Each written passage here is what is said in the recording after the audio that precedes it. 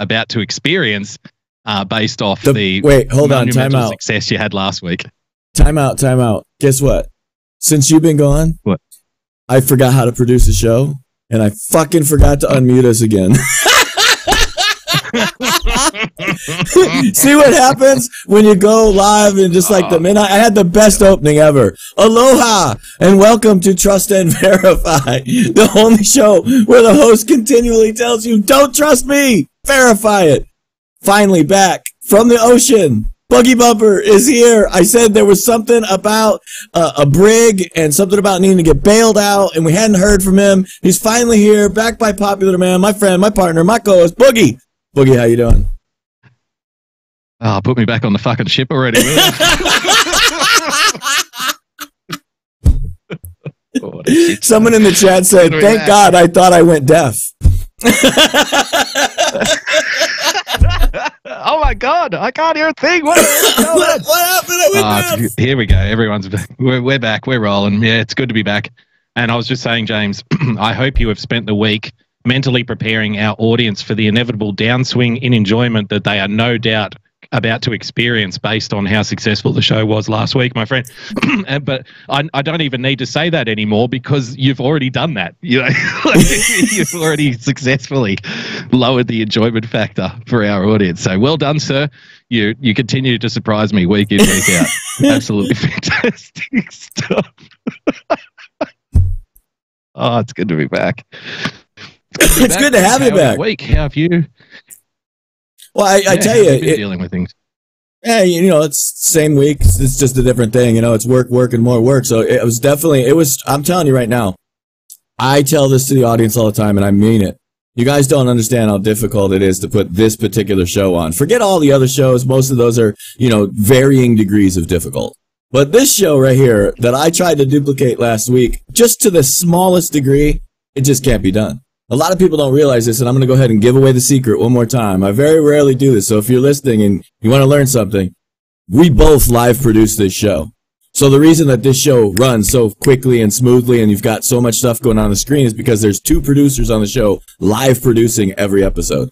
So I do about half the show, he does about half the show. So when he wasn't here, I couldn't figure out what the hell I was doing. I was like, I couldn't even pull off our signature move. I was like, yeah, fuck the hammering. There's no fucking way I can do the hammering by myself. Just can't happen. I need another producer. So glad to have you back. Take the weight off of my shoulders. All I have to do is come along for the ride, and I love it. Well, it's good to be back. I'd like to open up today's show, James, with a little bit of a preface. So I'm going to play a little bit of an interview, the interview that Andrew McCabe made with 60 Minutes. I know it's got a little bit of age on it, but I've just got back, so give me a little bit of leeway because there's a couple of things here I think we need to discuss. Check this out. And there it goes, working as usual. The Deputy Attorney General offered to wear a wire into the White House. He said, I never get searched when I go into the White House. I could easily wear a recording device. They wouldn't know it was there. Now, he was not joking. He was absolutely serious, and in fact, he brought it up in the next meeting we had. I never actually considered taking him up on the offer. I did discuss it with my general counsel and my leadership team back at the FBI after. Wait. I never genuinely considered taking him up on the offer, but as soon as I was out of the meeting, I spoke with the general counsel and the leadership team at the FBI about that offer that I was never going to consider. Yeah. Is this guy the dumbest FBI director who's ever lived at this point? I mean, what the hell is this guy doing? Is this throwing everybody under the bus? I want to show you an article here from the Washington Post, James.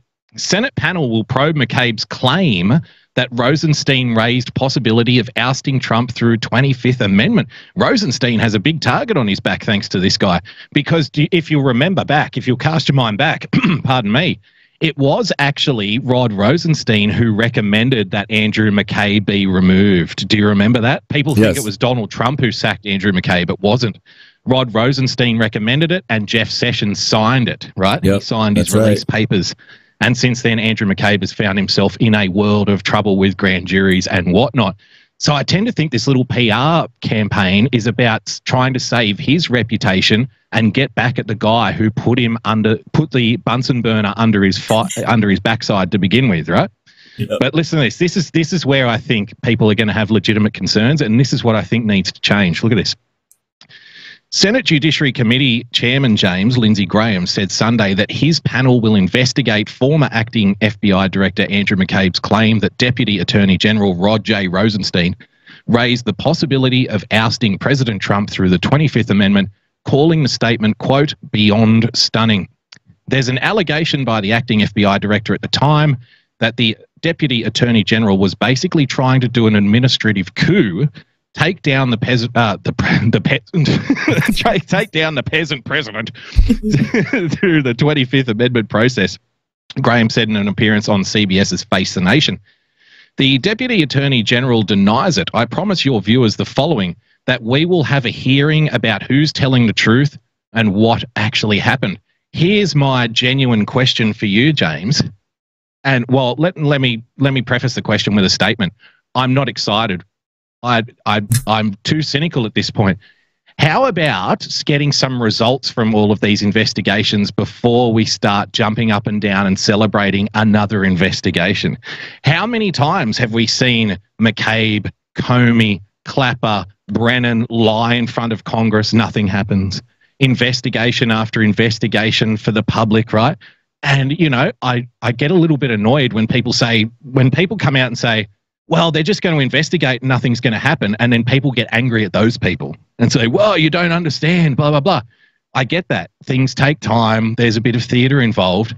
But I think people have a genuine right to feel cynical at this point, don't you? Like all of these investigations, so what? We're throwing our lot in with Lindsey Graham now? Oh, don't worry. We're going to have an investigation and ask him questions. Oh, bravo, Lindsey. Bravo. Asking the guy some more questions. Well, this is surely the end of it, right? James, walk people off the ledge. Why does this matter? In many ways, I agree with you, actually, is that almost everything you've said, right? The only difference here that I would say that is that you have to trust Donald Trump. Like every step of the way, Donald Trump has won. It's amazing. Like even when, you and I have been paying attention to politics most of our lives, we get it. We see the politics coming. That's what we do here on Trust and Verify is explain the politics. What the hell are these people doing? In this particular sense, this one area is that the X factor that's been there since he won the election has been Donald Trump. Every single time he has won, and everything that we've predicted was going to happen has happened, including build the wall. And this last rally in El Paso, when the crowd was saying, finally again, like, I want you to think about this. You and I both know when we give a speech, right? Even now, we're doing a show. If I say the right thing, I know I'm going to get the right response because I'm leading everybody to the response. I'm going down that path and I'm leading them to right where I want them to be. Well, Donald Trump is doing that on the grand, massive scale. And so he knows he's leading everybody to the chant, lock her up. So if at any point he wanted to stay away from that, he would have stayed away. He would have not directed energy towards that. He would have made sure in his speeches he didn't lead people to the chant. He would have told all his backers, hey, don't start this freaking chant. I'm tired of hearing it, right? He would have done all that. Never did it. Then in El Paso, finally for the first time, when they started saying lock her up, he said, that's sounding better, or that's starting to make more sense. That's what he said. That's starting to make more sense. Like, think about what he's doing, what he's saying. And then we look at the strategic plays that have been happening in the release of data. Not the bullshit theater that we've all been watching. You and I have been explaining. All this shit in Congress is all theater. It's all, kabuki. None of it matters. They have no power. They can't do anything. The ultimate authority lands at the feet of the Justice Department. And then when we see what the president did with Matthew Whitaker, our buddy Matthew Whitaker said that he basically tied Congress up, and it was like a total theater mess, right? That all these people in Congress kept thinking, oh, we got him. Nah, you don't got shit, right? At the end of that, when we finally get to the Barr nomination right now, Donald Trump was giving a speech just last week in front of the sheriffs. And in that speech, he did a special shout out, call out to what a great job Matthew Whitaker had been doing. And then we get AG Barr in. He's on there. He's in there. And we move Matthew Barr. Matthew Barr. Now they've become one person. We move Matthew Whitaker to the Special Operations Center. In other words, he's the free agent sitting there, already been confirmed by the Senate, and he's sitting in a free role. He's literally not there to do, like, they didn't put him in a specific job. They put him as a special counselor, which essentially means he's the go-to special ops guy for the DOJ now. And he's also in a parking place. He's sitting there parked, ready to take over. Why? Because he's already been Senate confirmed. So if we fire Christopher Wray, for example, he can take over. If we fire Rod Rosenstein, for example, he can take over. Anyone, including any head. If we fired, the Department of the Interior, he can go take over. Why? Because he's already been confirmed and he stayed as an active member of the administration. So I'm just based on all these data points lining up, I'm saying Donald Trump's winning and A.G. Whitaker did his job. Yeah, I guess a question that keeps bubbling to the surface for me, James, is why would McCabe be doing this? Now, people can say a lot of things and, like just reactionary answers to that, like, oh, he's scared. That doesn't cut it for mine. There's got to be something else at play here, because if these people are operating in some kind of criminal cabal, or if they were engaged, they don't even have to be part of a cabal. Let's just say, let's give them the best possible situation here, right? The best possible defense.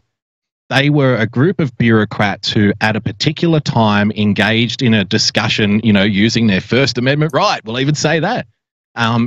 Contemplating the possibility that the president could be removed by using the 25th Amendment and, operating in a political way, which is unethical in their position, to, canvass other politicians and try to get numbers. That's something that, the whip does, generally speaking. It's like, figure out how many votes you can have for a certain movement or a certain policy or a certain agenda in a political sense. But so these guys were acting as political operatives in, the Justice Department and the FBI. That's highly unethical, right? In terms of it being legal, I guess it all comes down to detail, and a lot of those details we aren't privy to, right? So it would be a thing like, is there paperwork to back this up? Did they actually break the law in what they were doing, or was the discussion just skirting close enough to being legal but highly unethical to get away with it, kind of thing? Do you see what I'm saying here? So I tend to think that for all their faults and for all of their lack of political instincts, people like Andrew McCabe probably understand at some point how close they can get to the law without breaking it, and where they can bend it and where they can apply it, which then adds to the layer of cynicism that I have to see Lindsey Graham out there saying, oh, we're going to get to the bottom of it. We're going to get to the bottom of this. I'll tell you what, we're going to ask him all them questions in the Senate there. We're going to ask him some tough questions. We got some tough questions for Andrew McCabe, I'll tell you what. So that layer of cynicism for me, because Lindsey Graham's one of these politicians that loves to look like he's doing something without actually doing something. He's a classic politician in that regard. So, I guess time will tell, or am I seeing it wrong? No, you're absolutely right. I agree with you 100%. Is that, look, McCabe said it himself, and I like to take people at their word even when they're liars, because until I can point the lie, like generally a good liar is someone who tells the truth 98% of the time. It's that 2% that they're lying, right? And so generally what he's doing here is he told everybody, I'm going to burn the shit down, right? You guys fire me, I'm going to burn the whole fucking game down. So if you look at that too, he's also, no matter which side of that ball you fall on, whether good guy, bad guy, black hat, white hat, doesn't really matter. His objective is still the same. His objective is to screw the whole fucking thing up. And so, he is the chaos in the machinery right now. Let me get back and clarify something real quick, because the chat room went a little bit after me. What I'm talking about is, no, he was not ever confirmed as a head of department, but the chief of staff is a confirmable position, just like a write-down, just like the assistant to the acting attorney, or what do you call it, the deputies, okay? He's a tier 1, which he told you in the congressional hearing that he was just in. So that's why that there's a 3-person choice that the president has who can fill in the heads of departments. So he's at that top tier. So you see what I mean? That's what I'm talking about. No, he was never, just like Pompeo had to reconfirm, right? He's not confirmed as the top guy, but he's already been a write down. He's already cleared all that. They said, yeah, he's good. He can be the assistant to the deputy or whatever. So all that's what I'm saying. He's a tier 1 guy. He can fill in as leadership in that temporary, 410-day role. And he can do that twice. So, he does not have to be confirmed in his current position. He's in a parking space, and he is still an active member with all security clearances of the administration. The Senate can do nothing to him unless Donald Trump makes a full-time permanent appointment to a head cabinet position. So as long or as he might have to be reconfirmed too as a deputy, but that would be as the number one, like, deputy director of, you know what I'm saying? But he's a tier 1 guy. That's why he was able to step in instead of Rod Rosenstein, because he was Rosenstein's equal when it comes to that. So you see what I'm saying? That's what you have to understand. Sure. And I get another thing just before we move on to the next topic here, James. With McCabe going on this PR campaign to save his own ass, someone in the chat said he's trying to save his own ass. That's what I'm getting at. That's what I tend to agree with, right? Right. And, he's trying to offer up the sacrifice of Rod Rosenstein in place of himself. Oh, it wasn't my fault. It was Rod Rosenstein's fault. And here's the tantalizing part for all of this. For so long, here's another truthism I want to put out there, and I've got no statistical evidence to back this up whatsoever. It's just a hunch. I tend to think that most cover-ups are an attempt to hide incompetence rather than criminality. Do you know what I mean? Yes. So, a police department will cover up something where it's shown that they fucked up really bad and like let a murderer go free or something like that, rather than, the act of covering up itself might be criminal, but the initial thing that they're trying to cover up might not be. It might just be a case of incompetence. So what happens with Andrew McCabe doing this? What happens then is the focus gets turned to Rod Rosenstein. And then Rod Rosenstein looks around and says, well, hey, it wasn't all my fault. That guy was in on it too. And then the next person says, whoa, don't drag me into this. It was that person over there. All of a sudden, dominoes start to fall, right? In a very public way. And you'll have people explaining themselves. And what's interesting about all this is probably hurting the Democrats in a big way if you expand out long term, like into 2020. To have this shit kind of rolling around in the system. We know that they want as many investigations into Donald Trump during the 2020 election campaign. We know this into the presidential campaign. It doesn't even matter if the investigations are, accurate or reasonable. It won't matter. They'll be investigating, what size shoe he has. Did you see Schiff? Did you see Schiff? Do you have that? Are we going to go to Schiff? No, I don't have Schiff. What did he do? Oh, so Schiff literally already gave up the game. This is how leaky this sumbitch is. He literally already said Mueller just didn't get enough for them, so now they have to go further. So he's already told you exactly what you just said. He's confirming you. He's telling you, yeah, we didn't have enough shit from Mueller. He's done. He's over with, so we're going to go ahead and fuck up some more shit over here. Exactly. That's going to be their strategy. They want as many investigations rolling forward. That's the tantalizing part. On the other side, you're going to have people like McCabe and Rosenstein out there trying to save their own ass, saying, yeah, we weren't really trying to depose the president. Yet at the same time, the Democrats are going to be saying everything that Donald Trump says about them trying to remove him as president, it's all made up. It's all fantasy. It's right-wing conspiracy theory. And you'll have Andrew McCabe and Rod Rosenstein in the papers every single day saying exactly that. So I find it very interesting. Here's another article for you, James, from the New York Times. Strategically speaking, James, Republicans are already demonizing Democrats as socialists and baby killers. Demonizing. It's the easiest demonization campaign of all time because all you have to do is use their own words. Look at this. Some Republicans have seized on actions by representatives. Oh, conservatives pounce, right? Conservatives pounce again, James. By Alexandria Ocasio-Cortez and Rashida Tlaib to cast them as radical or anti-Semitic. Casting them as radical. Yes. I guess, you know, the Green New Deal where you need to eliminate cow farts and you need trains, right? You need to rebuild every single building in the United States. That's, you know, them saying that isn't radical, pointing out how ridiculous it is in a logical sense. That's the extreme part. Don't do that. You're demonizing them. You've got to be fair. In the 116th Congress, James, if you're a Democrat, you're either a socialist, a baby killer, or an anti-Semite. No, that's not true. That's not true. And what we've done here on this show is tell you the truth. And that is the hard left tip that has been elected into this Congress is actually in the minority.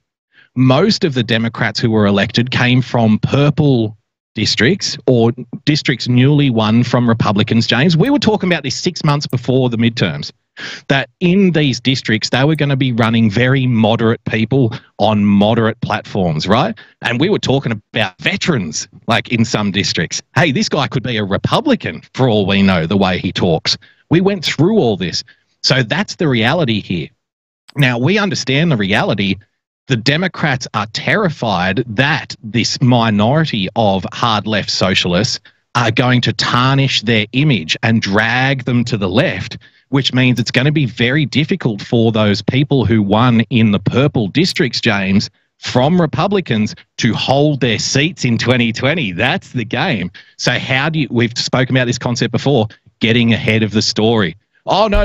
The Republicans are trying to cast all Democrats as radical socialists and baby killers. No, we're not. You're actually trying to protect the reputation of those Democrats in very marginal districts by saying that the Republicans think that they're all baby killers, anti-Semites. Do you see? Trying to circle the wagons. Real quick, let me play. I literally have AOC's response to what you just said. Let me play her response real quick. Did you? You gotta warn me. Gotta warn me. You gotta warn me for stuff like that. That at least is what Republicans want voters to think, James, as they seek. Yeah, well, see, this is campaigning, isn't it? The Democrats want voters to think that anybody who votes for Donald Trump is a racist. So, like, what are we talking about here?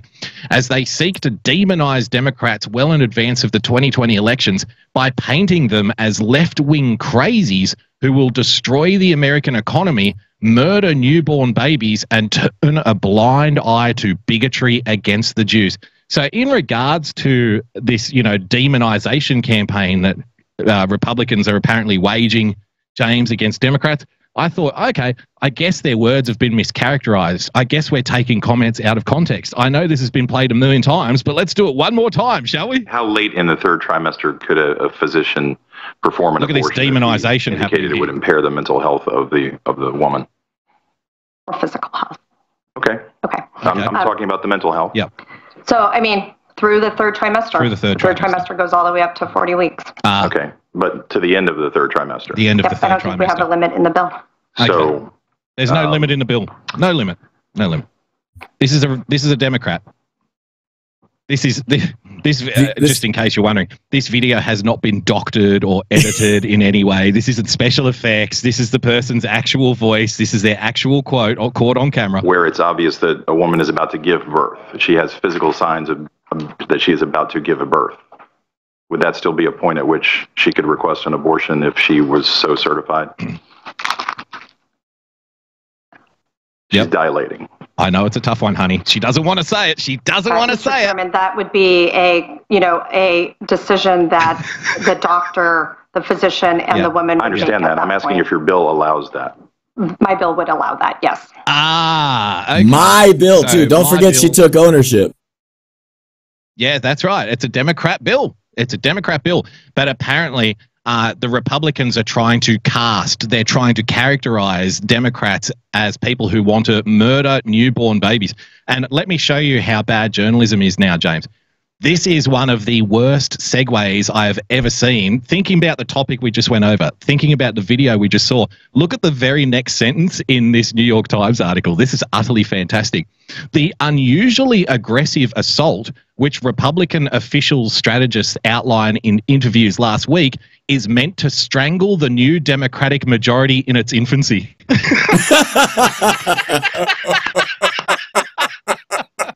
Boom! Yeah. Isn't that a beautiful like for like? Hey, don't cast us as baby killers, but the Republicans are trying to strangle infants. Oh my God! Well done, New York Times. I love shit like that. James, are you trying to unfairly characterize people who want to be, out there on social media, want to be on the front page of the paper? Ilhan Omar, Ocasio-Cortez, the left-wing radicals, the presidential candidates, Kirsten Gillibrand running so far to the left, she's about to do a Thelma and Louise off the ideological cliff.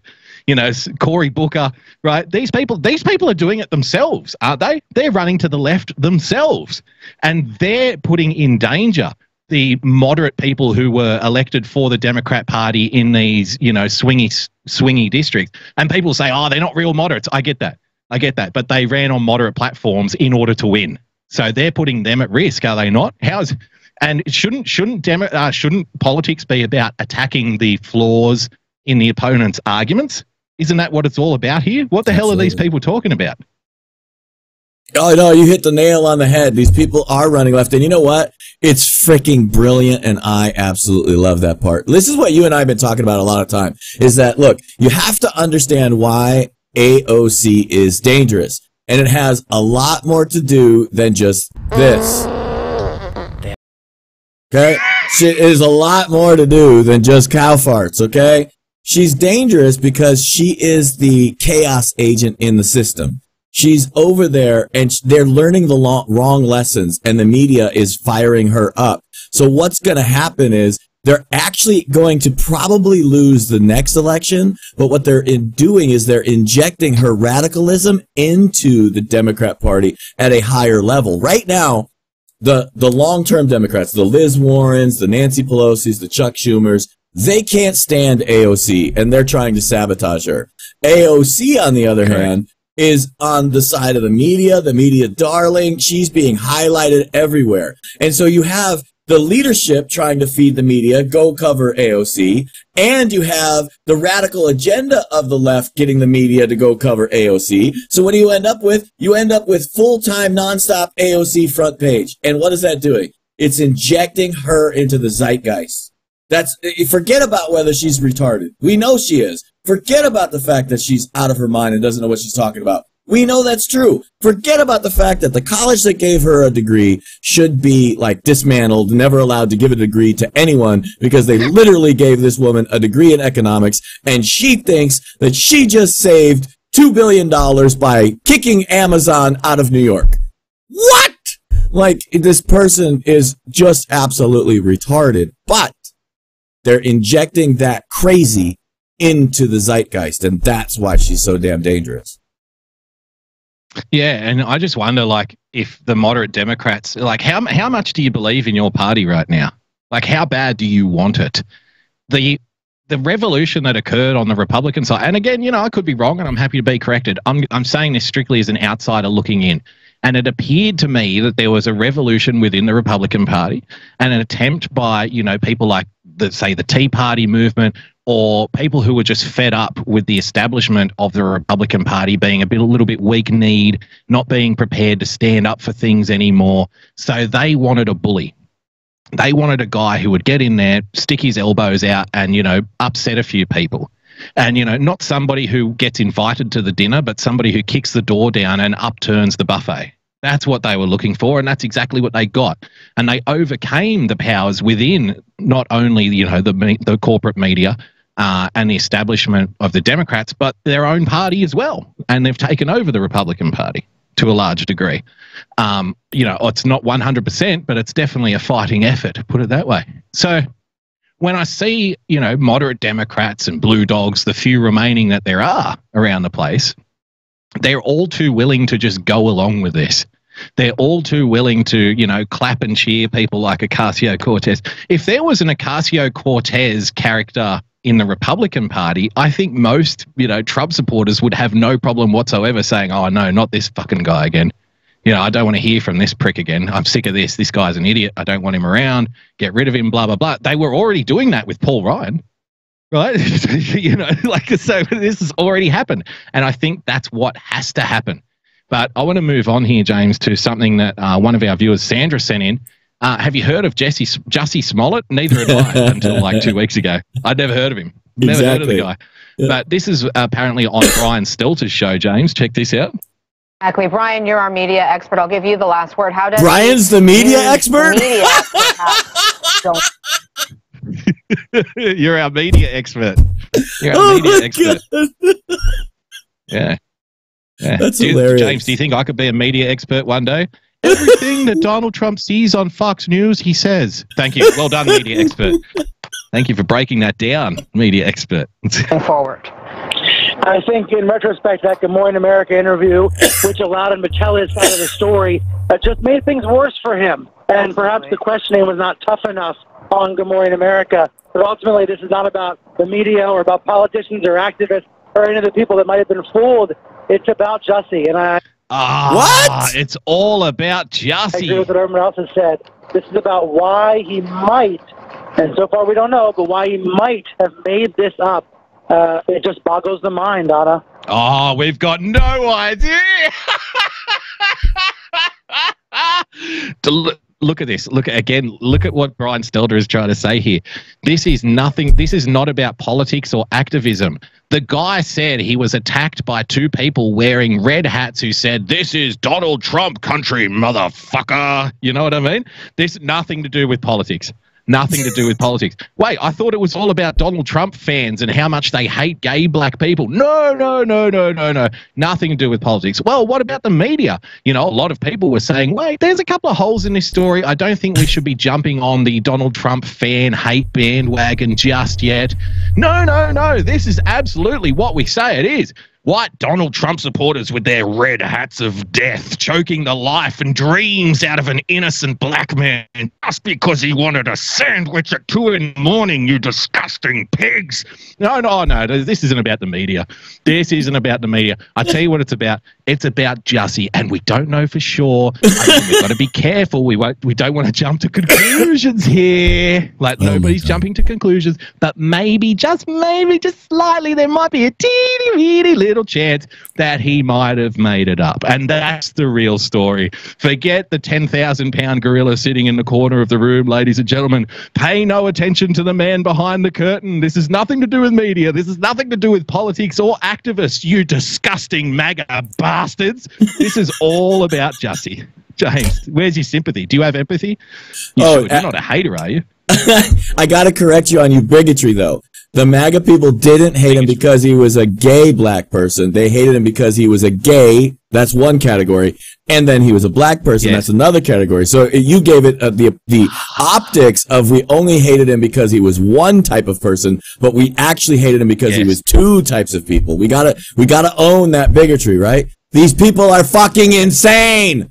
Like, I mean, look at this. They bought it. The media bought this story, like, swallowed it whole, ran nonstop with it for like a week solid, and they literally didn't even question the fact that it was like the coldest night in the United States, any location there of the entire year. And that's the night that a millionaire decided to go outside and walk alone in Chicago at 2 a.m.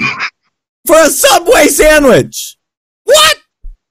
Look, rich people order their shit in. They have people deliver that shit. They don't go walking in minus 40 fucking degrees to get a Subway sandwich. It was like, you're full of shit from the second I heard the story.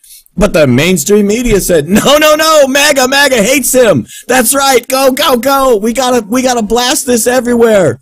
Like, it's just a nonstop, one after the other, lie after lie after lie. And then you get Brian Stelter to come out there and go on camera and say, that this has nothing to do with the media. I mean, oh my God, Ryan. Like, this is like, can you say, I'm going to do everything I can as the media expert to cover everybody's ass with just this one simple statement. It's all about Jussie. No, fuckface. It's all about you at CNN.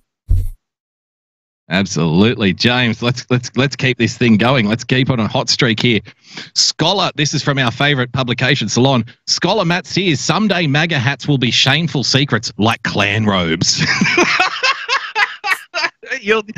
There'll be pictures. Can't you see it now, James? There'll be pictures in your high school yearbook 40 years from now. Were you wearing a MAGA hat, you disgusting bastard? Shameful secrets like clan robes, I guess only if you're a Democrat, right? Only if you're a Democrat, then it's a problem. There's Mr. Northam. Has he stepped down yet, by the way, James? Oh no. Actually, the politics in Virginia are fucking insane. Have you heard about this? Like, so all three of the top players, they're all in line to be the governor, all from the governor, the lieutenant governor, and I guess the secretary of state, right? All of them have scandals. And you know what's funny about Democrats? You know who the one guy is that's probably going to be forced out? The black guy. Oh no. Maybe he can get a deal advertising for Subway, James. Maybe that'll be the way to go. Scholar and Washington Post columnist says those who wear MAGA hats are morally accountable for Trump's actions. Wow, just like that, in one subheading, Salon has overturned 4,000 years of, Greco-Roman philosophical tradition. Now you, James, if you put on a hat and somebody in not even another state for you, another continent, because remember, you're in Hawaii, Trump's in DC. If you put on a red MAGA hat and Donald Trump says something that Salon doesn't like, it's your fault. I love this. This guy's a scholar, by the way. This guy's a scholar. It gets better. It gets better. Look at this. Last week, during a rally in the border city of El Paso, Texas, before thousands of his most adoring fans, James, Donald Trump showed America and the world again who he really is. Trump worked his audience up into a fever pitch as he lambasted and threatened the news media and the free press. For Trump and his movement, they are the enemy of the people. This is a fundamental principle of authoritarianism.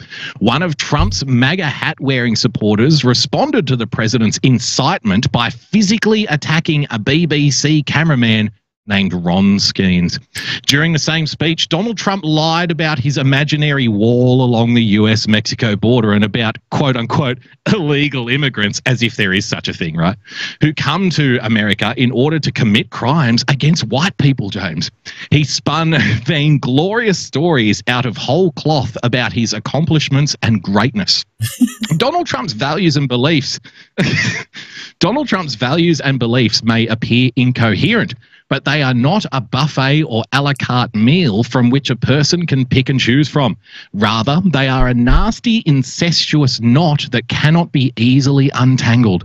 Ultimately, to wear one of Donald Trump's MAGA hats or his other regalia is to share and endorse his racism, sexism, nativism, bigotry, and antisocial behavior. To utter the words, "Make America Great Again," with no sense of irony or foreboding, James, is to announce one's betrayal of human decency and distrust of democracy. Yes, if you wear a red hat and say, "Make America Great Again," it's because you hate democracy.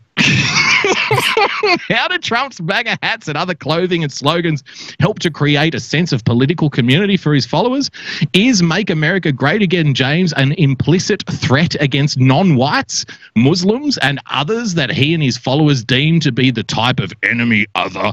Does Trumpism represent larger cultural battles in America about the role of academics, teachers, intellectuals, and other experts in public life? Should Trump supporters be held morally accountable for their political decision-making and the harm they are causing to American society? And I won't bore you with the rest, but they go on to interview this intellectual who obviously agrees with all of these loaded premises, as you can read for yourself in this article.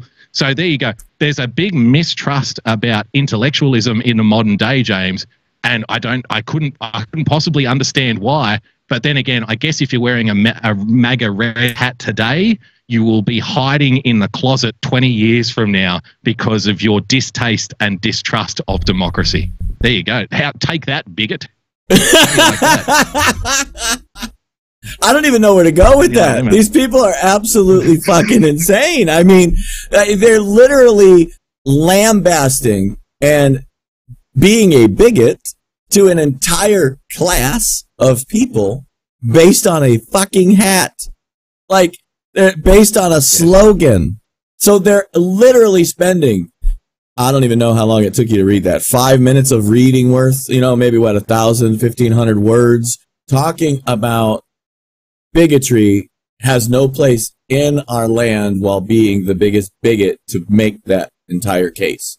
It's like, it doesn't make any sense at all. These people are absolutely retarded. I really don't know where else we can go with that other than that. I mean, look, our hammering clip that we'll get to after this next article is going to be focused on the idiocy of calling people hypocrites. And we're going to explain why hypocrites love calling other people hypocrites, right? So we're going to show you case in point how that works. But here's the thing, James, everybody who wears, traditional Muslim outfit isn't necessarily a radical, are they? Right. Everybody who wears a yarmulke isn't necessarily a Zionist. Everybody who wears a red hat, though, is a racist, is a bigot, is a Nazi. Do you see the trend here? Yep. Rules for me, and not for thee kind of thing. Yep. So here's one more for you. Strategically speaking, the 2020 Trump strategy, James, and why scandal is our own worst enemy. I wanted to pick this because I like to highlight evidence of democratic self-reflection when it presents itself. Lucky for us, about once every 4 or 5 months, so we don't have to spend too much time on it. But here we go. Given how well our economy is doing, that's already a promising start from a Democrat, isn't it? Yep. Donald Trump is a surprisingly unpopular president. Well, that's not necessarily true. That's not necessarily true. We started real quick. I just got to make this point because of that. Just comment right there is that he literally is within 1 point of his highest approval rating ever. So yes. For them to make that statement is just ludicrous. Yeah, surprisingly unpopular. The only president, surprisingly, we just read an article where they said the red hat will one day be treated like a Klan robe, and then the people turn around in the next breath and go, I've got no idea why he's so unpopular. Like, I can't figure it out. Can you? Great comment. Hold on, great comment in the chat. She literally Kim Boyd said, "I buy tiki torches just to have a backyard barbecue." There you go. With all of your white supremacist anti-Semitic friends, I'm sure. And you're only cooking pork products on that barbecue, aren't you, you bigot? So you can't even invite a Muslim. How dare you? The only president who's been less popular at any point in this term to date has been Harry Truman, James. Yet if the past is any measure, we know he's going to play to his base. Oh, okay. Like every politician that's ever run for an election campaign ever, right? We're going to see and hear about issues like the caravan. I mean, I'm sure Hillary Clinton in 2016, when she was talking about how the Supreme Court's job is to interpret the Constitution to best serve transgender people, I'm sure she was really playing to that evangelical base, that wasn't hers. Like, I'm sure she was really reaching out the olive branch on that motherfucker. We're going to see and hear about issues like the caravan and the wall even more as 2020 approaches. You're damn right you are. You're damn right you are. And people will say, here's one of my favorite things to do. Just give people reality. Just give people the truth. Because you're going to get accused in the next 18 months, people of a Republican bent, that you're only talking about the wall and you're only talking about immigration to curry favor in an election campaign. And I wouldn't even bother fighting them. I'd say, of course. Because illegal immigration and the wall is a very pressing issue for a lot of people. Why wouldn't the Republicans make an election issue out of it? And I can see why you don't want to make an issue out of it, because it's a very effective weapon to wield in an election campaign, comrade. So I'm afraid we're going to continue talking about immigration. We're going to continue talking about the wall, even though you don't like it, in the hopes of getting some of your people removed from office. That's exactly what we're doing. Exactly. Yes. I'm not hiding it. That's exactly what's going on. So get used to it. Enjoy it. Enjoy the ride, because that's what we're doing. He knows he has to stoke racial fires in order to prevent people from voting differently after his first 2 years of tax cuts for the wealthy. Isn't he the most... didn't he get more votes from minority groups than George W. Bush, Mitt Romney? Isn't that all fact on the books? Yes, statistical fact. Nope, like, statistical fact. You're fact. Yeah, you're because absolutely... Go ahead. No, go ahead. I'm sorry. I thought you were done. We're putting on the greatest show ever. No, you go. No, it's your turn. What do you do? I don't want to talk anymore. It's like a couple of Englishmen enjoying a cup of tea. You go first, please. I don't even know what I was going to say anymore. I'm laughing too hard. That's a statistical fact, but the left, this is what I was going to say. The left literally just gave Donald Trump the win with their bullshit restriction bill that they tried to pass through as wall funding. We just created, we didn't even create it. That's why I love this article that you're reading. The left just created that Donald Trump gets to run on the wall twice. Every Republican now for the next campaign season, but look, we just got done showing them that they couldn't even believe it. 70% of the country agrees with Donald Trump and his immigration stance. 70% of people. So when you got that number and then you allow us to run on immigration again, like, it's amazing. It's like, why don't you just hand us the next 4 elections and just give up? Just don't run anybody, save the money, build it all up for one big-ass war chest, because you've already lost. Yeah. Look, this is where it gets interesting, James, and this is where I think there's a lot of fertile ground, a lot of fertile soil to till, because I tend to think, conservative movements in Western politics, whether it be America, Canada, Australia, the tendency is to, we've got to look after our own backyard. We've got to police our own and stuff. But there has to be somebody operating, watching the other side, seeing what they're doing and exploiting weaknesses, right? Because I fundamentally don't want to make my opponent's job easier. And whatever my opponent doesn't want me to do, that's what I want to do. I mean, this is very basic logic stuff. You don't have to read The Art of War to understand this. You just have to have 2 brain cells to rub together, and it'll make perfect sense, right? But look at this. Because of his chances of reaching out beyond his base are low, the second part of the Republican strategy is to sow cynicism, fear, uncertainty, and doubt within the various constituencies that could align against him.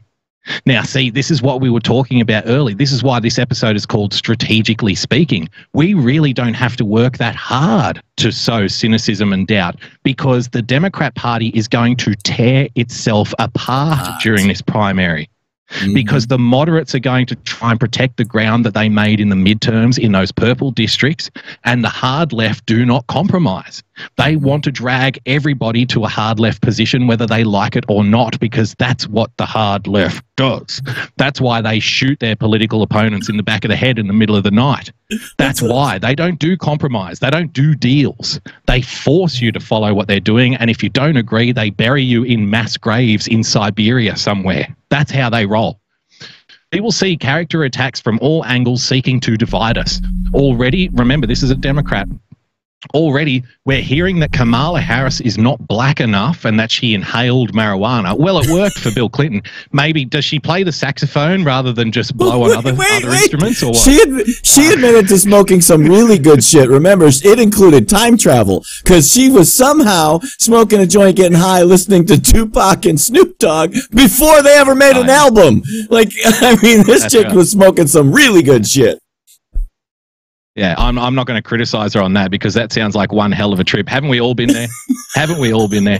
I recall having a glass of wine with Joan of Arc, James. These things happen. It's fine. We're hearing that Amy Klobuchar is angry with her staffers, that Beto O'Rourke isn't progressive enough. Really? Beto O'Rourke isn't progressive enough? Wow. That's frightening. That's terrifying. Simultaneously, the entire field of Democrats is too progressive, and what we really need is a billionaire centrist. Also, Kirsten Gillibrand doesn't eat chicken right. Some of this negative coverage may be seeded by various special interests who don't want an actual populist, or it may just be the nature of the daily news cycle. If it bleeds, it leads, and these days the competition for bleeding on the internet is fierce. Do you notice the one name that this guy didn't mention here at the Daily Costs, which gives you an indication? No mention of Tulsi Gabbard. She wasn't in that little list. And what did he say? The entire some of this negative coverage may be seeded by various special interests who don't want an actual populist. Now, I saw a Periscope the other day with Tulsi Gabbard doing a little bit of a Q&A, James, with some local constituents. And there she was running on the anti-corporate agenda, the anti-special interests agenda. I don't think she's got a chance to win. I don't. But don't you think it's telling the fact that, see, if I'm part of the Democrats, you need a clear separation, don't you, from your opponent? So they need to find things that are clearly they're not with Donald Trump on. Okay, I get that, because otherwise people will say, well, why wouldn't I just vote for Donald Trump if you're exactly the same? That's part of the problem. That's why Donald Trump got elected in the first place, is because people didn't want the same from both sides. So I get that. But there are a number of issues that Trump supporters, and remembering, the blue wall states and the number of Democratic people, former Democrat voters who switched sides and voted for Donald Trump in 2016, I think there are a number of issues that cross party lines here. And I don't like I said, I don't think Gabbard can win, but I do think what we're looking for is that kind of person that runs on that anti-free trade, anti-corp money in politics. I think that they can make some ground there. So, but what I see is right now the Democrats are too invested in like a kind of civil war where the moderates are trying to protect their ground from the hard left. Maybe somebody can sail right through the middle here and capture the party. Maybe there's a dark horse in there somewhere. And I don't think it's Gabbard, but it could be someone like that. Someone could adjust over the next 6 months and really take up that position, like fight for the middle class again. Do you know what I'm saying here? Like, that's what we need to be on the lookout for. Yeah, I actually think you're onto something here. In my opinion, I think what they're doing with Tulsi Gabbard is they're giving her the Ron Paul treatment. They're trying to completely ignore her existence. And that's how they're going to try to do it. What's that going to do, though, is going to provide her cover. It's going to provide her cover, and people aren't even going to know who she is, because she's an obscure congressional person out of the state of Hawaii. So the problem here is that I told this story before, and I'll tell it again. You got to remember, I live in Hawaii. So when they created the false nuclear missile alert, it was my ass rolling out of bed, grabbing my family, and headed down to the parking garage. So this is coming from someone who had to go through that. And literally, you have to believe it's real or you're just stupid. So I'm doing the best I can to protect my family. I'm headed down, and I'm like, what the fuck is going on? So what does a guy like me do? James, I don't want to interrupt, but was Tupac there singing one of his songs from the early 90s when this happened? Or was this actually real? Did this actually happen? Yeah, this actually happened. So I literally went live on Periscope when it was happening. Figured, fuck it. If I'm going to go out, y'all are going to watch. So I was in contact with my friends over at Your Voice America to say, hey, what the fuck is going on? Because they're going to have better sourcing than I'm going to while I'm trying to grab the family and go to the parking garage. So literally, the first person in the entire country, including the state of Hawaii, the first person to give the all clear was Tulsi Gabbard. It wasn't the governor. It wasn't the National Emergency Command Center. Nothing.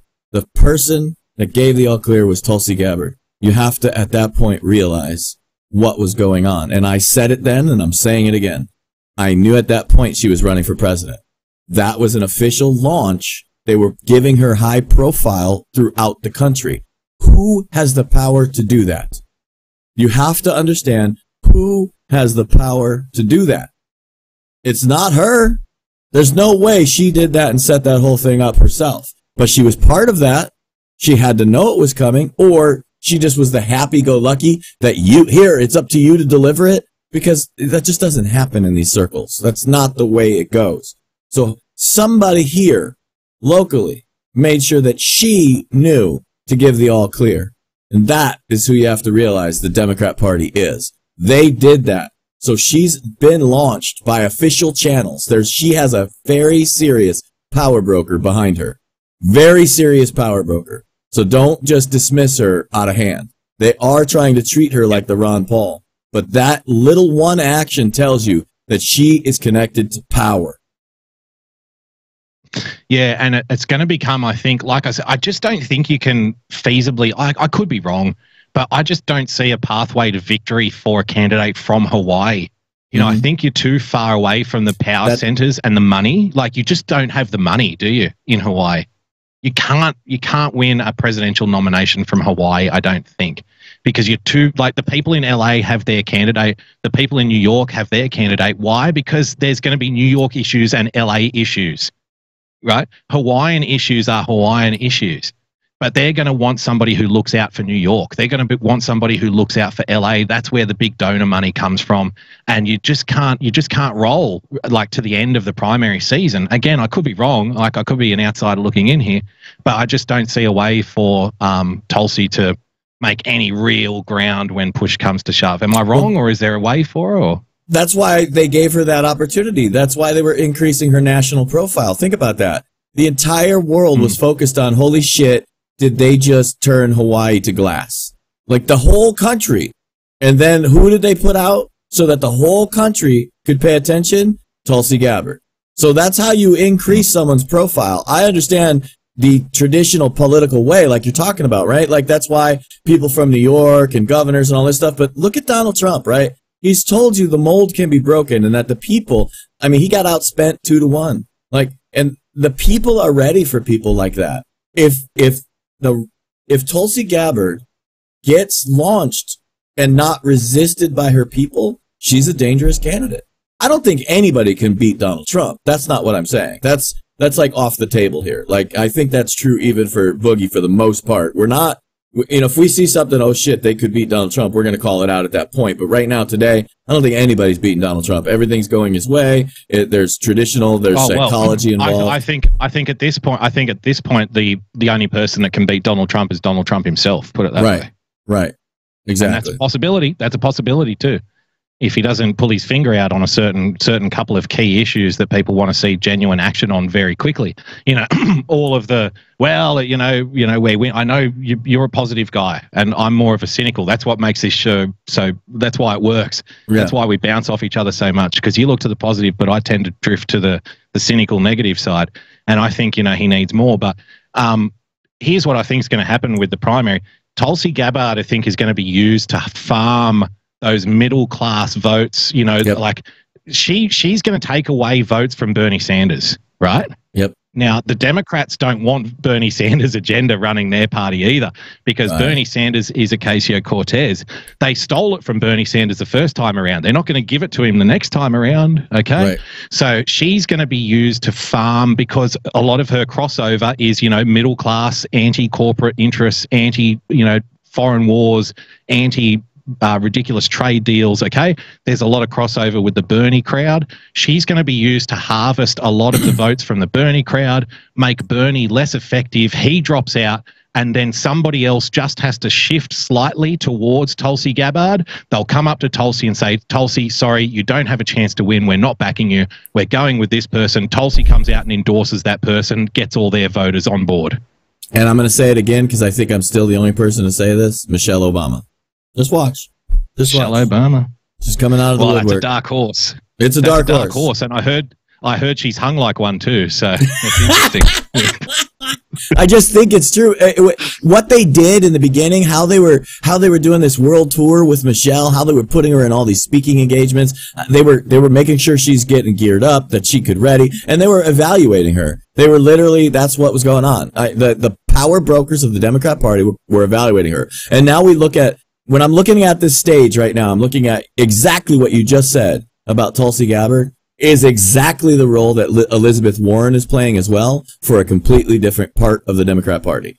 She's there for the old school, traditional, get the vote out of the blue money up there in the Northeast and all of that stuff. That's why she's there. She knows she has no chance of ever being president. She's there to farm those votes, get them engaged, involved in this process to try to take down Trump. Same thing about Tulsi Gabbard. You're right.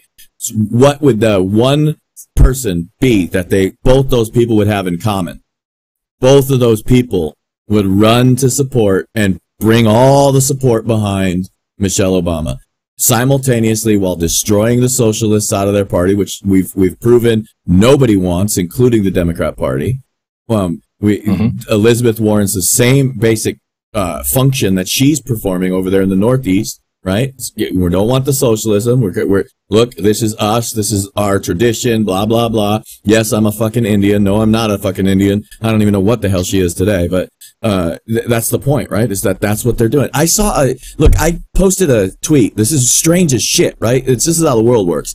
I like to, when I need my brain to shut off, I look at these like bushcraft videos on YouTube, right? Guys that are out there with a knife and some rope and they make shit up to survive, right? That's what I look. Love that stuff.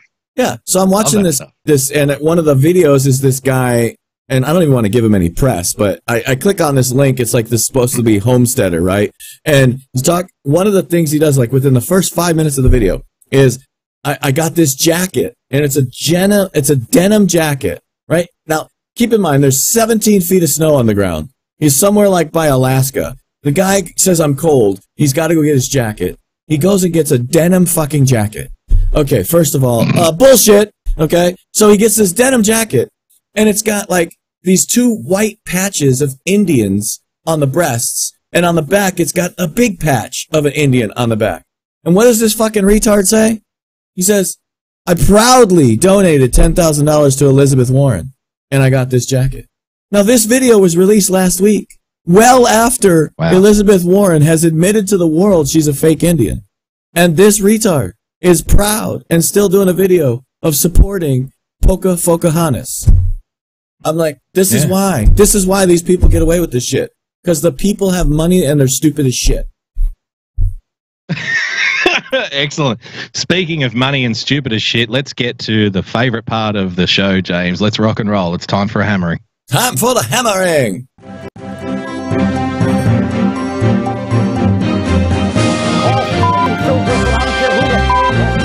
Stop the hammering.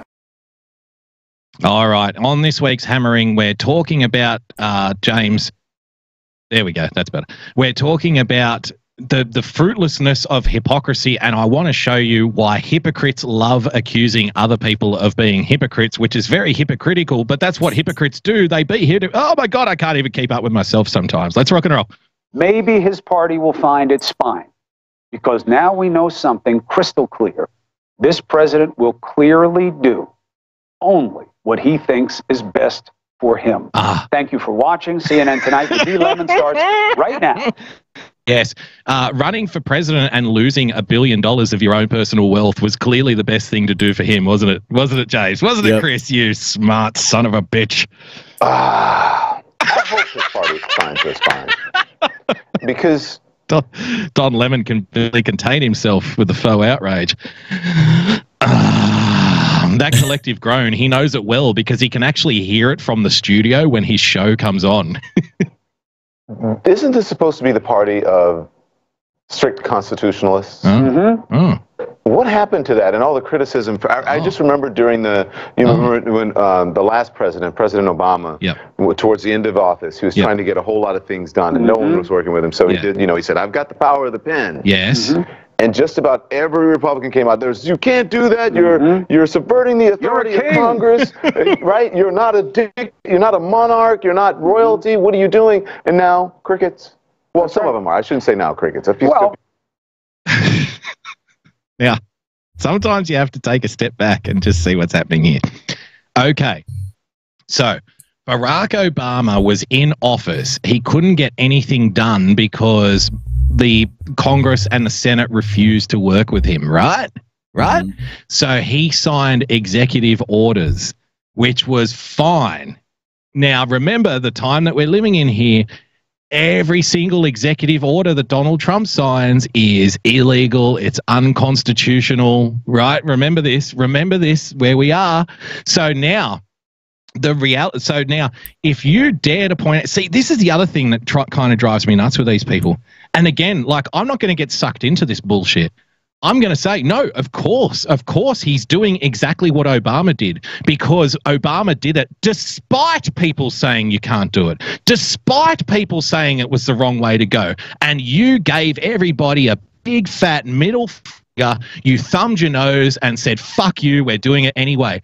Well, now the shoe's on the other foot, Don, isn't it? And now somebody else is telling you, is giving you the middle finger, is thumbing their nose at you and saying, fuck you, we're doing it anyway. And now you've got the balls, you've got the audacity to come on your little show and say that the people doing it now, oh my God, they used to be so against it. How can they be for it now? I don't understand. Hypocrites calling other people hypocrites, James. Let's keep going. But a lot of them. There's enough that you hear the crickets. You know, there may be some in there in choir, but there's enough where the crickets sound. There's no crickets. There's no crickets. No, people aren't hiding here. They're saying exactly what I'm telling you. Yes, Donald Trump is doing it, and he's giving you two big middle fingers, and he's saying, fuck you, I'm doing it anyway. I don't care what you think anymore, because that's what you do. So they know that, you know, the people on the other side will just, clap along, well, you can't do that, you can't say that, you can't say that. But then it gets to a certain point where people turn around and say, you know what, we just want somebody who's going to do it. Like, I don't even care anymore. I'm sick of this shit. I just want somebody who's going to get it done, right? I agree with you 100%. Let me interrupt. I hate to interrupt the hammering, but we have a great comment in the chat that illustrates this perfectly. Our friend, It's Me, TFL Sith Princess in the chat, right? She says 44 versus 45 run in 2024 so that the entire country will be in a frenzy. One hell of an election. Just think about that right there, right? If we start running today, like we've talked about, on letting Donald Trump run a third term, which would mean to actually change the rules so that would allow Barack Obama to run against Trump, and we could actually create a fucking Obama-Trump showdown 2024. Would that not be freaking priceless? That would be like, I mean, you want to see a civil war? Fuck, let's do that. It makes me think of, remember that old clay animation show, Celebrity Deathmatch? That's what it'd be like, I think. Let's carry on with Don.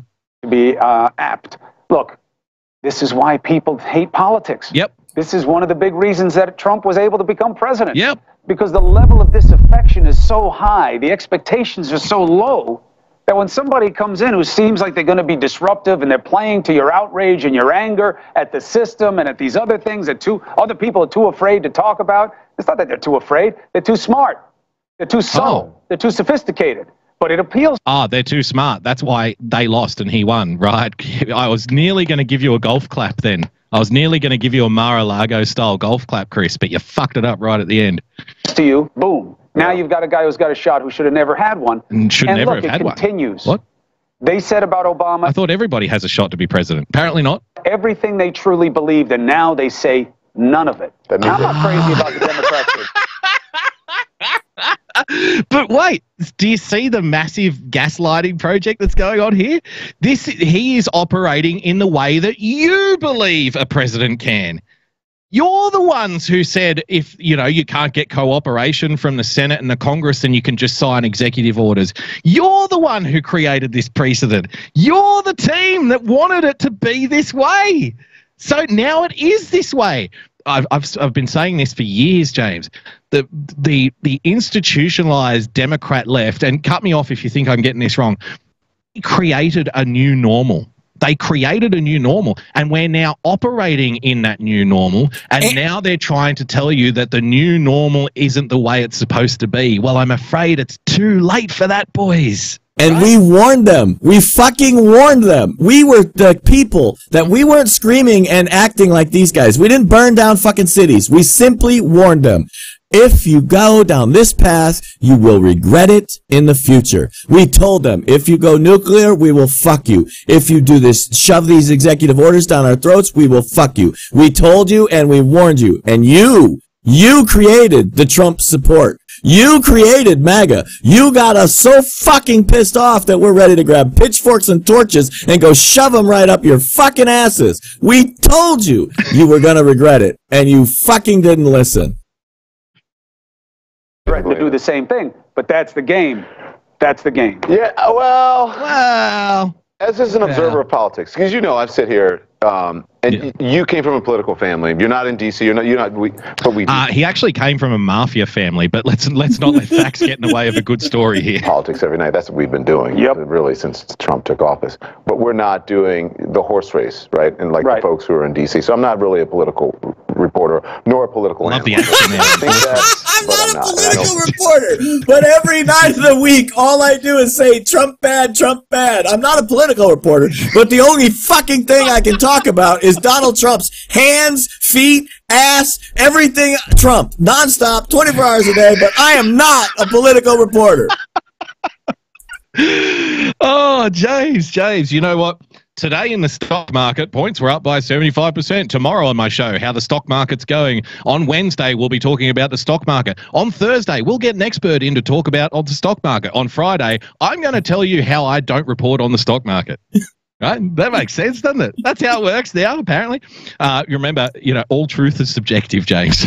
I don't give a damn about Democrat or Republican. But did he just say, I don't give a damn about Democrat or Republican? yes, he did. He just started the show by saying how but he's not a political reporter. Everything in politics. The Republicans are ruining the whole political system. I don't care about Republicans or Democrats. I don't even care about politics. I'm just a guy on TV talking about stuff like cakes and nail polish. I don't even know. I don't even know how to show, to tell you. I'm not even a political journalist. What the fuck do I know? But here's what I think anyway. As an observer? I'm an observer. That's a new job title now. What do you do? I'm an observer. I'm a TV host. Oh, what do you talk about? What I observe. I'm just an observer. Like Jerry Seinfeld, right? He's an observer. You can at least be funny, Don. On the Republican side for the last few years, I can't even fathom when it comes to evangelicals and conservatives, when it comes to this president and his past and what he says and what he does, how he treats people, he cheated on his wife, blind eye. If it happened on the Democratic side or to even the former President Black man, they all freaked out, like, oh my gosh, he wore a tan suit. And now, see, again, James, the sexual indiscretions of Donald Trump. See, you're a hypocrite because you don't care. Okay. You're supposed to care about that stuff. But do you see this massive mirror effect that's happening here? This gaslighting. I mean, fuck. JFK fucked Marilyn Monroe. Like, it doesn't get any better than that, does it? Like, that is like the pinnacle, right? That is the pinnacle of affairs, right up there. A Democrat, Kamala Harris, the guy who Kamala Harris slept with, who then appointed her to an AG role in California, came. We did the article on the show. Came out and said, "Yeah, I had an affair with her. So what? Remember? So what? Who cares? Who cares? So what?" So that the people who are telling you what you're supposed to be mad at, they aren't mad at the thing that you're supposed to be mad at. They embrace it. They love it. They think it's fine. They're mad that you're not mad at it. Do you see how insane that is? Yep. Like, James, like, let me tell you something. Does this sound like the operation of a sane, rational person to you? Okay. Now, your son or somebody in your family steals my car, okay? But the car that they stole, I originally stole from you in the first place. So they steal it back. And I come up to you and I say, "Hey, you son of a bitch, your son just stole my car." And you say to me, but you stole it from me in the first place. I go, "Shut up, you hypocrite. What are you, against stealing now?" Like, you know what I mean? Like, your son stole. Why aren't you angry that your son stole my car, you son of a bitch? You know what I mean? This is what's happening here. This is the same thing. This is the same thing on a political level. Like, the audacity I find amazing. But people, see, this is the thing. It's not designed for logical thinkers, this shit on television. It's not. It's designed for people to just pick up the line, Republicans are being hypocrites, and then just go out and spew it. That's what it's for. It's for repeaters, not reporters, right? Michelle Obama had her arms out. They don't say anything about the current president who, yes, they do. Slept with a porn star, lied about it, or yeah, we do say things about the current president sleeping with a porn star. You know what we say? Yeah, tap that. Hit that ass. Yeah, he hit that ass. I think it's hilarious that Don Lemon.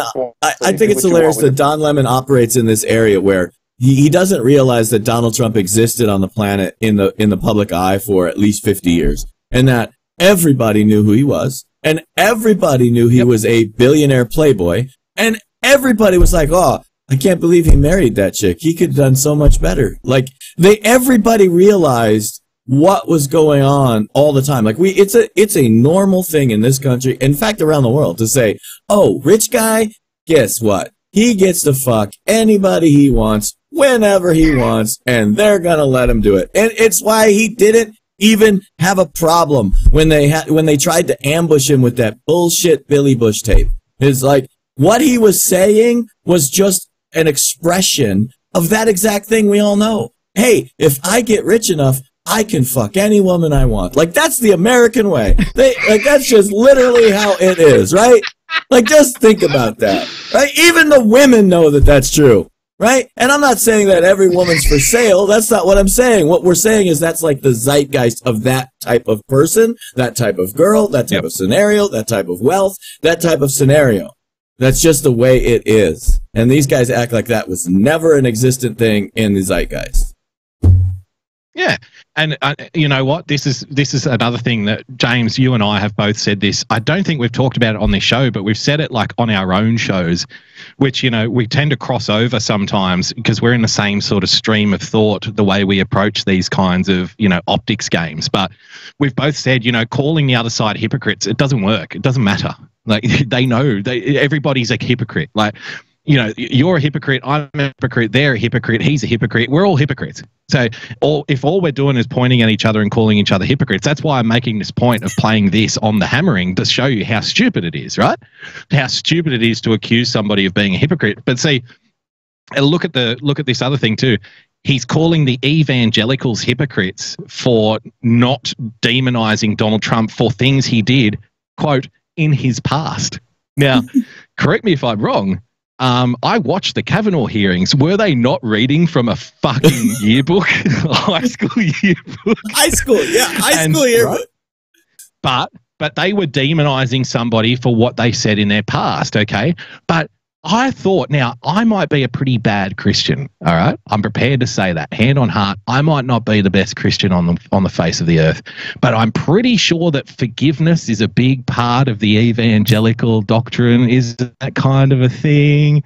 So, again, right? Don Lemon steals your car and then gets upset when you steal it back. Yeah, exactly. So the Democrats think it's perfectly fine to demonize people for what they do in the past, but they're calling evangelicals hypocrites for not demonizing people for what they did in the past, even though the evangelical platform is what?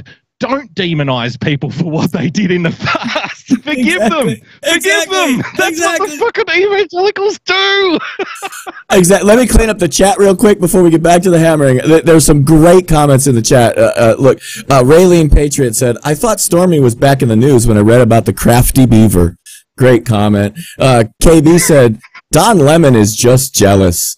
Let's see, what else is this? Oh yeah, the lovely Previn agrees, the American way is so true. And then we have Poppy Lane. Poppy Lane has the best. This is America. Fucking is free. Carry on. Let's carry on with Don. Let's carry on with Don, who pays every single day. Her body, who was a model and did, nude or semi-nude pictures, that means nothing to them. And then on this thing, with this president, again, it's like I'm choked by the stupid. Do you know what I mean? Like, the stupid is so thick in the air, I can barely breathe. Oh, well, why aren't they saying anything about Melania Trump, who's, what is she doing? Oh, you mean she's embracing her physical attributes and making money by, taking nude photographs? They've literally been saying that you can't criticize a porn star for what she does with her body in a career job. Like, hey, that's her career choice. How dare you demonize her for being a porn star, you bigot, you nasty misogynist? right? But Melania Trump, they're angry that you're not angry at it. It is so insane. Because these people will tell you that their principles are that people shouldn't be angry at it. That's what they want. So you're actually now playing by the rules that they've spent the last 40 years installing. And by not being angry at it, you are actually doing what they want, and now they're angry at you for it. It's utterly insane. Who subverts the Congress, who's supposed to hold the power of the purse. They say nothing about that either. I think the hypocrisy on the Republican side is far beyond the hypocrisy on the Democratic side. Sure it is. It happens. Yes, there's enough hypocrisy to go around, but this is just on steroids. It is unbelievable to sit there and watch. Okay. Ladies and gentlemen, you're hammering. I'm a hypocrite. You're a hypocrite. They're a hypocrite because they're not angry enough that we're doing the exact same thing that they're supposed to be angry at. We endorse the things that they're not angry at and say it's wrong to be angry at them, but we're angry at them for not being angry, and that proves that they're hypocrites, and they're calling us hypocrites because why? In Don's own words, I'm a hypocrite, you're a hypocrite. Everyone's a hypocrite, but they're a bigger hypocrite than we are. Ladies and gentlemen, that's your hammering.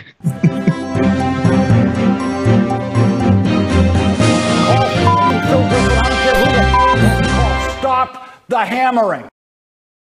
Oh, there we go, ladies and gentlemen. Another hammering down. I'm sorry. I have to finish this because Boogie started it. Don Lemon has said, I'm a hypocrite. You're a hypocrite. We're all hypocrites. And the line that he missed was, wouldn't you like to be a hypocrite too? So thanks for being here one more time, one more rodeo. We will be back next week, same bat time, same bat channel, right here. I think that we've agreed we're going to be the midnight show from Sunday nights. It's hard, we know. We appreciate those 162 people that stuck around and stood up with us this late at night. He's in Australia. I'm in the middle of the ocean. It's tough to get a time. It's already Monday for him. So thanks for being here. We will see you next week. I don't even know what day. Oh, yeah, it's Sunday. Duh. So this whole week we got coming up, lined up. Tomorrow, Steel Truth. Love you guys. We'll see you later.